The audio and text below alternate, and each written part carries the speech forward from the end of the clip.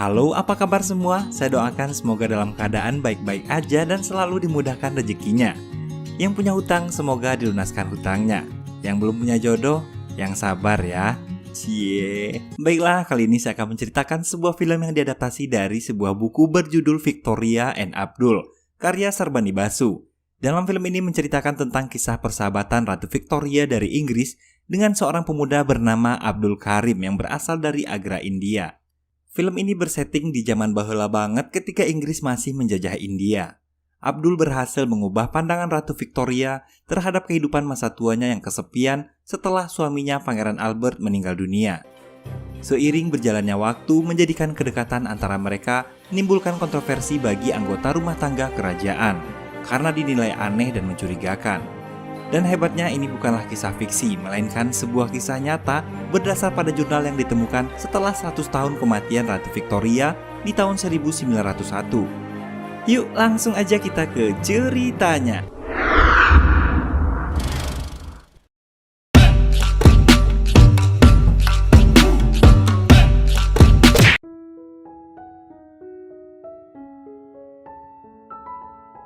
Film ini diawali ketika Abdul yang sedang beribadah di atap rumahnya dengan pemandangan Taj Mahal di dekatnya. Abdul Karim adalah seorang juru tulis bahasa pribumi di pusat tahanan yang masih muda dari Agra, India. Ketika menjalani rutinitasnya sebagai juru tulis, tiba-tiba salah satu pimpinan dari Inggris memanggilnya. Mr. Karim, it's all been such a success, he has decided to present the Queen with a mohur. Mohur, apparently some sort of ceremonial coin. You will travel to England and present the mohur at an official function.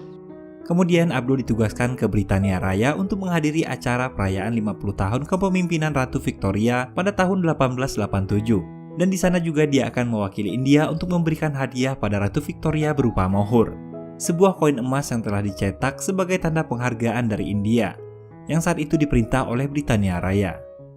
Tentunya Abdul tak pergi sendiri, dia diberi mandat untuk pergi bersama rekannya yaitu Muhammad. Hari itu juga Abdul berangkat menuju istana Inggris menggunakan kapal. Sesampainya di Inggris, utusan dari India tersebut mulai diajarkan bagaimana cara mereka bersikap di hadapan Ratu Victoria. The most important thing is you must not look at her. Dan Mayor BG selaku pengurus rumah tangga kerajaan Windsor juga mengingatkan bahwa yang terpenting adalah mereka tak boleh menatap ratu dan harus menunduk. Abdul menjalankan tugas itu dengan senang hati, akan tetapi rekannya Muhammad menjalankannya dengan setengah hati. Dan dia juga mengatai BG sebagai orang yang menyebalkan. Singkat cerita, tibalah hari di mana Jubileum Emas atau perayaan 50 tahun Ratu Victoria diselenggarakan. Pagi itu Ratu harus bersiap untuk perayaan tersebut, namun dia tampak tak bersemangat. Sesampainya di gedung istana yang akan dijadikan tempat perjamuan, Abdul dan Muhammad terkesan dengan suasana megah di sana dan mengingatkan kembali bahwa mereka tak boleh menatap Ratu Victoria. Acara pun dimulai. Banyak tamu terhormat yang mulai berdatangan. Para pelayan menyambut mereka dengan hormat. Tiba saatnya Ratu Victoria datang. Semua orang mulai memberi penghormatan selagi musik dikumandangkan. Suasana penyambutan berjalan dengan meriah. Ratu Victoria tiba dengan ditemani oleh pengawalnya. Serentak semua orang kembali duduk setelah Ratu duduk di kursinya dan mulai makan hidangan yang diberikan. Ratu Victoria memakan hidangannya dengan tergesa-gesa, berharap acara akan selesai secepatnya. Namun siapa sangka makanan yang dihidangkan begitu banyak, membuat Ratu Victoria tampak kewalahan bahkan sampai tertidur. Your Majesty. Tibalah saatnya utusan dari India menyerahkan mohur. Kepala pelayan kembali menegaskan bahwa mereka dilarang bertatapan kontak dengan sang ratu. Gentlemen, process, turn, bow, present, and absolutely no eye contact whatsoever. Namun siapa sangka saat menyerahkan, Abdul yang sedikit gugup malah sengaja menatap ratu. Dan kedua mata mereka pun saling bertatapan.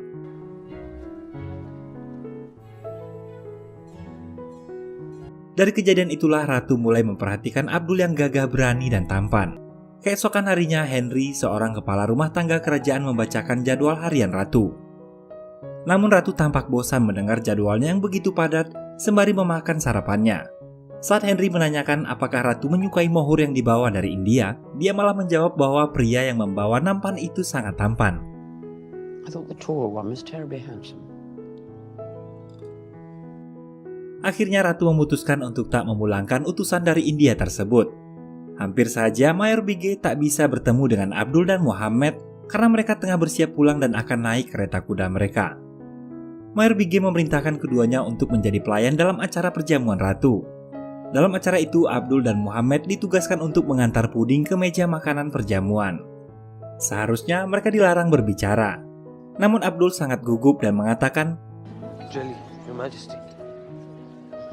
lalu dia menunduk dan mencium kaki Ratu Victoria, selayaknya kebiasaan orang India. Semua orang yang hadir heran dan memandangnya tak sopan. Namun sang ratu malah terkesan dengan sikap Abdul. I suddenly feel a great deal better. Mengetahui hal itu, Mayor Bige pun memarahi Abdul habis-habisan.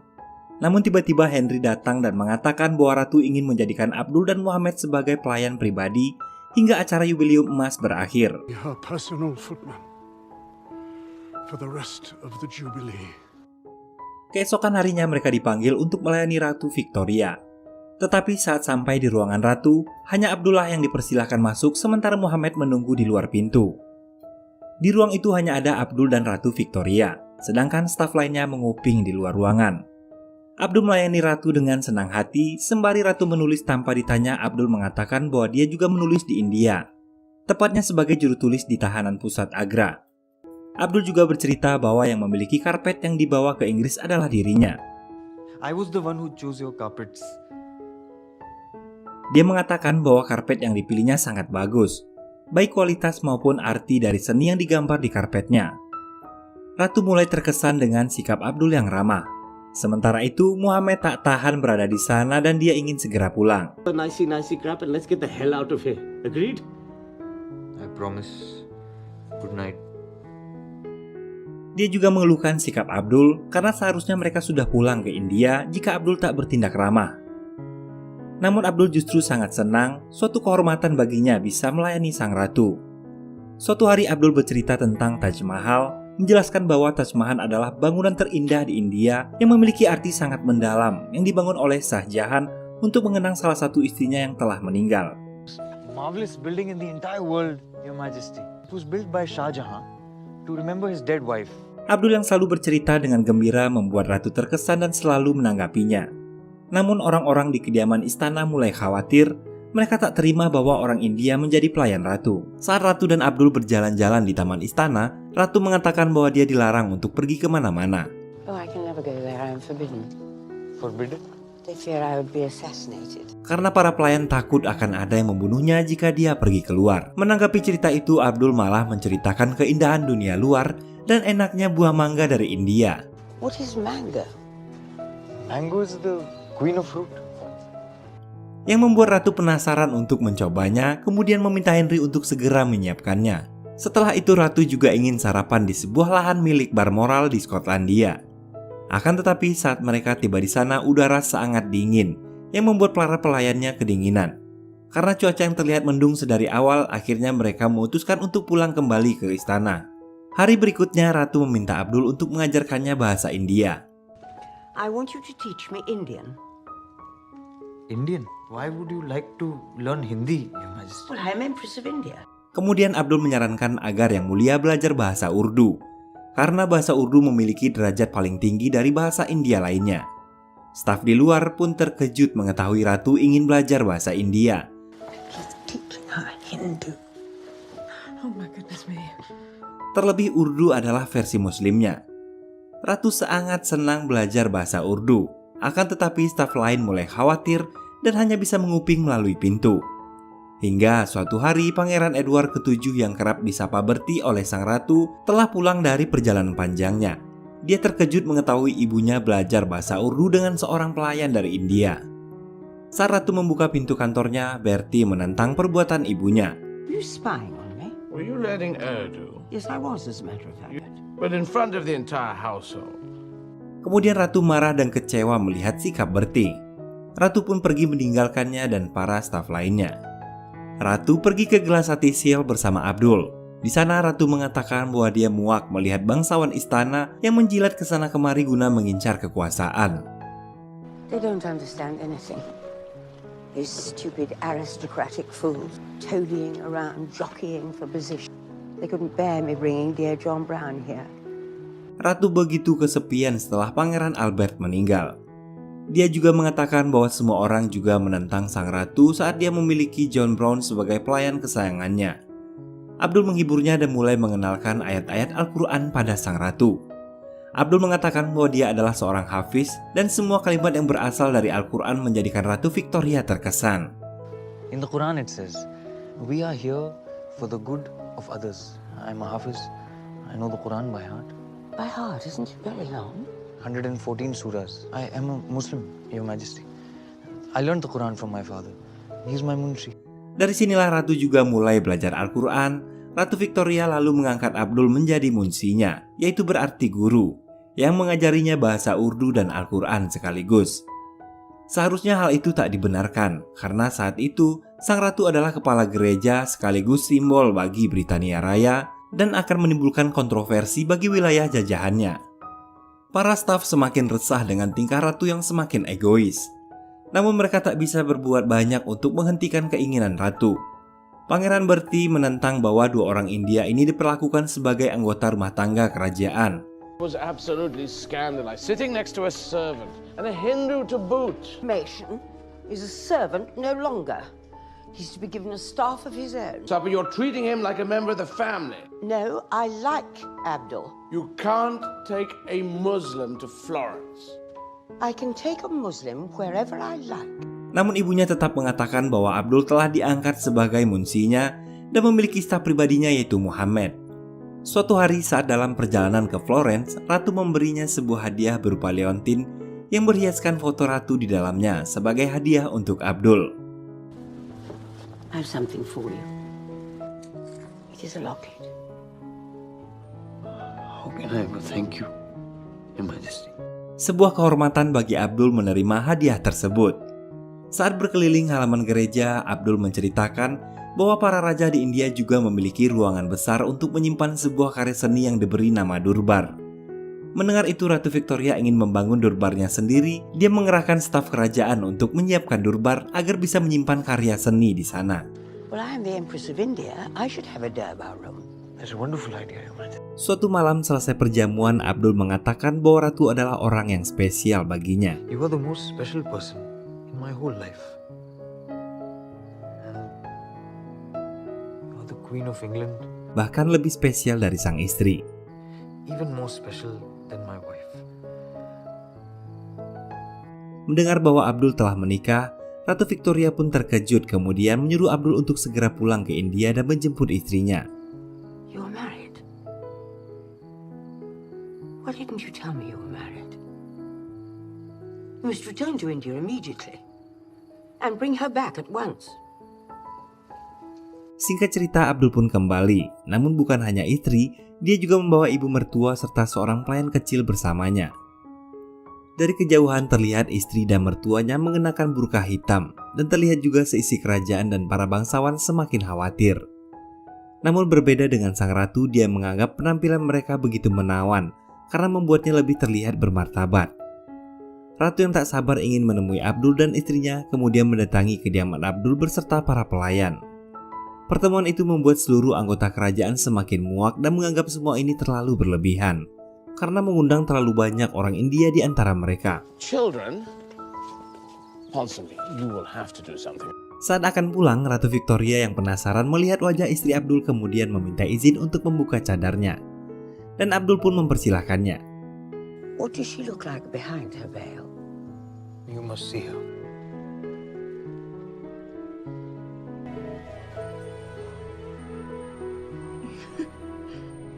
You really are beautiful. Di hari yang sama, Ratu kemudian memperlihatkan durbarnya yang baru saja selesai pada anggota kerajaan dan Perdana Menteri. This, as you can see, is the Indian corridor. The Durbar room was designed by Mr. Bahram Singh. This, Princess Garama. Honor to meet you, Mr. Prime Minister, sir. A good likeness, don't you think? Setelah berkeliling dan melihat ruangan durbar, Perdana Menteri dan lainnya terlihat kesal. What the hell is going on here, Ponsonby? Karena ruangan tersebut sangat kental dengan nuansa India. Sang ratu bahkan menggantung potret orang India di rumah tersebut, termasuk lukisan Abdul di sana. Di saat yang bersamaan, Henry memberikan mangga pada Ratu Victoria. Namun saat Abdul memeriksanya, ternyata itu adalah sebuah mangga busuk. Hal itu membuat Henry malu dan menyinggung perasaan sang ratu. Kemudian seluruh staf yang hadir di sana diminta untuk melihat pertunjukan opera yang diperankan oleh Abdul.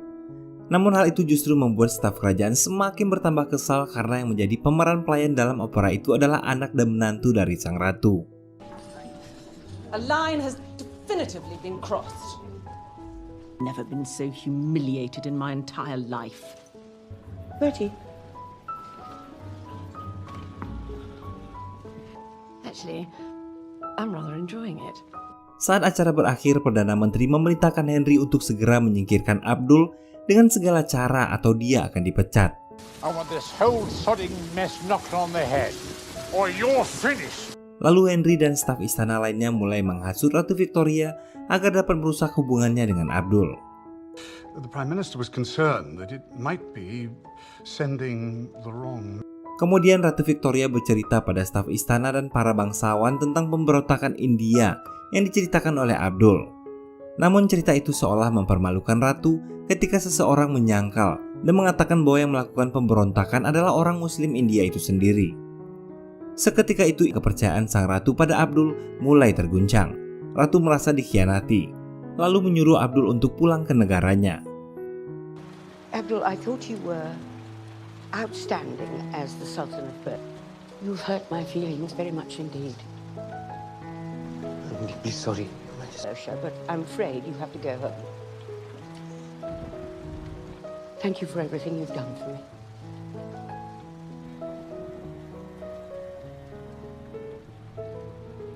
Setelah berpikir panjang, namun akhirnya sang ratu berubah pikiran dan meminta Abdul untuk tetap tinggal.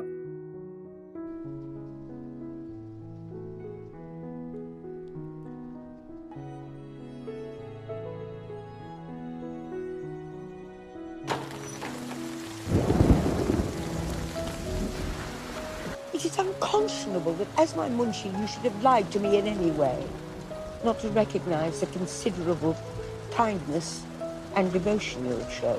And so in that light, I have decided, although I'm very disappointed, that I want you to stay. I suppose in some way you thought you were protecting me. Mendengar kepulangan Abdul dan keluarganya yang dibatalkan membuat Pangeran Bertie semakin marah. Dia memerintahkan Henry bahwa seluruh staf istana dan para bangsawan harus menemukan cara untuk menyingkirkan Abdul. Mereka mulai mencari latar belakang keluarganya di India.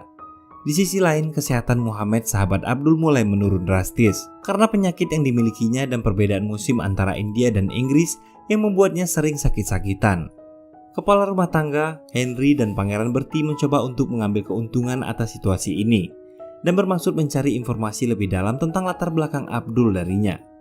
Namun sebaliknya, Muhammad tak mau mengatakan informasi apapun. Dia malah mendoakan agar Abdul bisa menggulingkan seluruh kekuasaan Britania Raya. We need details. Abdul does what everyone else does. He crawls up the stinking, greasy pool, making fools of all of you because he is a servant of the shitty British Empire. I hope he makes the whole damn thing come tumbling down. I will see to it that you die here. Ketika Ratu Victoria bersikeras meminta dokter pribadinya Dr. Reid untuk memeriksa Abdul dan mencari tahu kenapa istrinya hingga sekarang belum juga hamil, Dr. Reid menemukan bahwa Abdul menderita kencing nanah.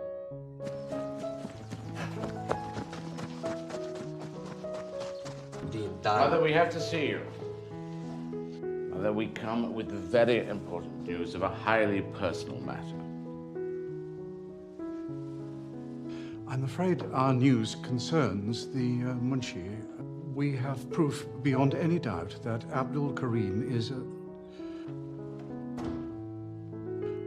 low-born imposter. Now, I'm afraid he was a mere clerk in a common jail. The Munshi is from a noble family. My own son has sent word from India and has actually spoken to his immediate superior.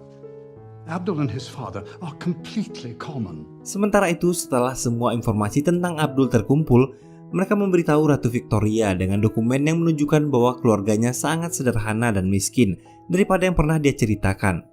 Akan tetapi Ratu Victoria tak memecat Abdul dan malah memperingatkan seluruh staf istana dan para bangsawan karena terus berusaha menyingkirkan Abdul. Ratu Victoria mengatakan bahwa dia akan memberi gelar kebangsawanan pada Abdul. How dare you look down on Abdul? You despicable toads. Racialists, picking on a poor defenseless Indian, spying dossier. His father is a lowly apothecary. I'm afraid it's true, Your Majesty. But don't you see, Mama? He's using his position for his own gain. How dare you defame his poor father? Abdul is a loyal, wise, sympathetic human being. Bertie, I'm ashamed that you're part of all this. Bring Abdul in here. Bring him in. I will be courteous to the Munshi. I will be courteous to the Munshi. I intend to give you a knighthood in the next honours list. Enough! This is absurd! Di tengah perbicaraan, Dr. Red meninggikan suara dan mengatakan bahwa Abdul menderita kencing nanah. We cannot protect you from this any further. The man is riddled with gonorrhea. Dia berharap dengan adanya pernyataan itu Ratu merasa jijik dengan penyakit Abdul. Abdul benar-benar didesak dan dipojokkan dalam ruangan tersebut. Akan tetapi dia hanya terdiam. Di luar dugaan, bukannya merasa jijik, Ratu Victoria malah memarahi stafnya atas perbuatan hina yang mereka lakukan selama ini di belakangnya. Well, you are a doctor. Why don't you treat him? You. Now get out of my sight, all of you. Akhirnya seluruh staf istana dan para bangsawan memutuskan bahwa jika Ratu tak mau memutuskan hubungannya dengan Abdul, maka mereka semua akan mengundurkan diri. If she does not drop this preposterous insult, we should all leave. Ketika Ratu Victoria diberitahu tentang hal itu, sang ratu sangat marah dan membanting seluruh barang-barang di mejanya. Your Majesty, there is something I must say that... Out with it. Girl, can't you see I'm busy? I've come to ask you to reconsider the... What is the meaning of this? Stop shaking. I've come to ask you not to give Mr. Kareem a knighthood, Your Majesty. What did you say? The members of the household demand that you abandon your plans, Your Majesty. We believe that it degrades the very concept of knighthood. Get out of my sight. Your Majesty, I must inform you that if you refuse, the entire household will resign. Ratu menganggap itu sebagai pembangkang dan pengkhianatan. Selanjutnya, Pangeran Bertie dan Henry, kemudian Dr. Red menemui Ratu dan menyuruhnya untuk memecat Abdul, karena kehadirannya sudah membuat kacau seluruh keadaan anggota rumah tangga kerajaan. Mereka juga mengancam jika Ratu mengangkat Abdul dengan gelar kesatria, maka mereka akan mengesahkan Ratu Victoria sebagai orang gila dan akan melengsarkan kekuasaannya. Sang Ratu marah dan mengatakan kekurangan dan kelebihannya. Tetapi di akhir kalimatnya dia mengatakan bahwa dia masih sangat waras. Ratu Victoria sangat kecewa dengan sikap anaknya dan seluruh anggota rumah tangga kerajaan karena telah menyudutkannya. Ratu memanggil seluruh anggota rumah tangga istana dan para bangsawan ke ruangan durbar dan menuntut siapapun yang ingin mengundurkan diri untuk maju. Namun tak ada satupun staf istana yang melakukannya. Anyone wishing to resign, please step forward.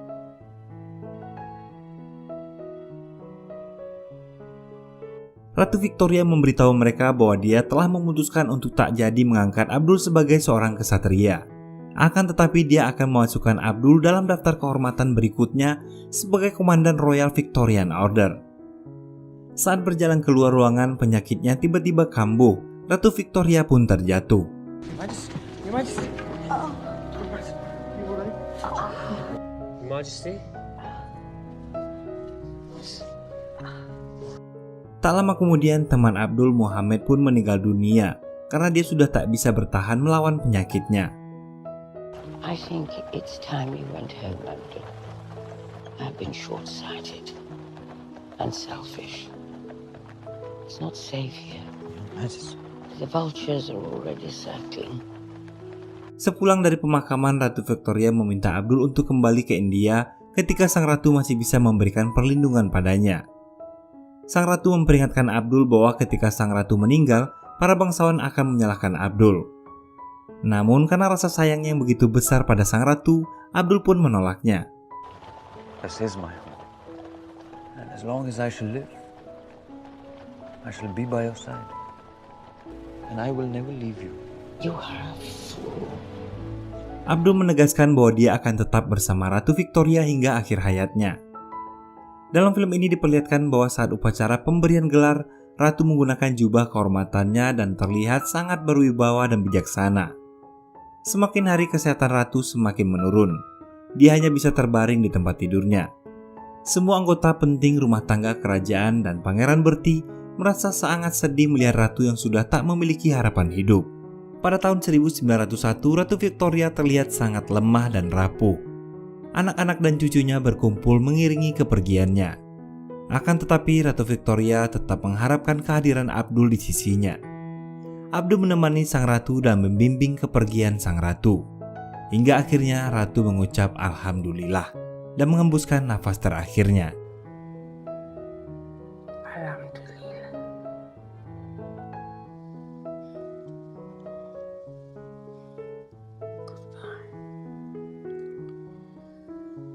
Goodbye.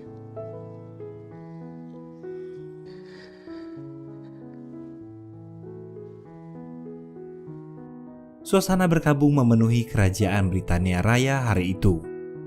Setelah meninggalnya Ratu Victoria, akhirnya tahta jatuh ke tangan Pangeran Bertie yang sekarang dikenal dengan Raja Edward ke-7. Dia menolak kehadiran Abdul dan membakar semua hal yang berhubungan dengan Abdul dan India. Begitu juga hadiah dan kertas yang diterima oleh Abdul dari sang ratu. Raja kemudian memulangkan Abdul dan keluarganya ke India. Istri Abdul menyembunyikan dan menyelamatkan liontin pemberian ratu untuk Abdul. Hal ini menunjukkan bahwa Abdul tinggal di India hingga kematiannya 8 tahun setelahnya. Film ini berakhir dengan Abdul yang berlutut di patung besar Ratu Victoria yang dekat dengan Taj Mahal.